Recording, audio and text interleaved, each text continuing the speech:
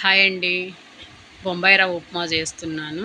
దానికోసం కడాయిలో కాస్త ఆయిల్ వేసేసుకొని, కాస్త పచ్చెనగపప్పు, కాస్త పల్లీలు వేసుకొని ఫ్రై చేసుకోవాలి. కొంచెం ఆవాలు కూడా వేసుకోవాలి.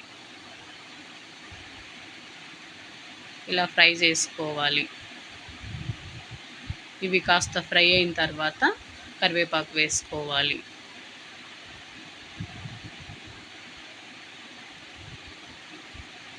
కరివేపాకు అంతా ఫ్రై అయిపోయిన తర్వాత ఒక ఉల్లిపాయ పొడవుగా కట్ చేసి వేసుకోవాలి. ఆ ఉల్లిపాయ ముక్కలు వేసుకొని ఫ్రై చేసుకోవాలి.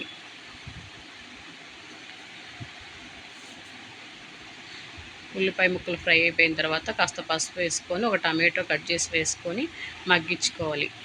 మూత పెట్టేసి ఒక నిమిషం మగ్గిపోయిన తర్వాత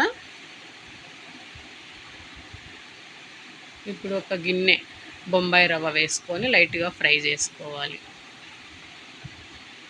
ఇదే గిన్నెతో 2 గిన్నెలు నీళ్లు పక్కన వేడి చేసి పెట్టుకోవాలి.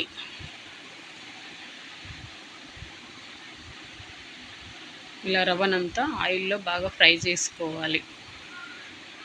ఇలా ఫ్రై చేసుకోవడం వల్ల అది ఉప్మా ఉండలు కట్టకుండా బాగా పొడి పొడిగా బాగా వస్తుంది.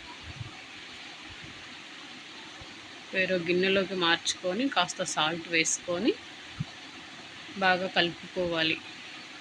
రవ్వ ఇలా వేగిపోయిన తర్వాత మనం పక్కన 2 గిన్నెల నీళ్ళు, 1కి 2 లెక్క వేడి చేసి పెట్టుకున్నాం కదా. ఒక గిన్నె రవ్వకు 2 గిన్నెలు నీళ్ళు పక్కన వేడి చేసి పెట్టుకొని ఆ వేడి నీళ్ళు వేసాను ఈ రవ్వలో. ఉండగట్టకుండా ఎంత సాఫ్ట్గా వచ్చిందో చూడండి. ఇలా ఒకసారి ట్రై చేయండి. టేస్ట్ చాలా బాగుంటుంది. ఉప్మా పొడి పొడిగా ఉంటుంది. మొత్తం కలుపుకోవాలి. ఇలా వాటర్ అంతా పీల్చేసుకున్నది ఉప్మా రెడీ అయిపోయింది చూడండి.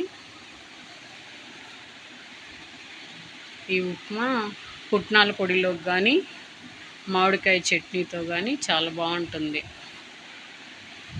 మామిడికాయ చట్నీ కాంబినేషన్తో ఇంకా బాగుంటుంది. అంతేనండి, బొంబాయి రవ్వ ఉప్మా రెడీ అయిపోయింది.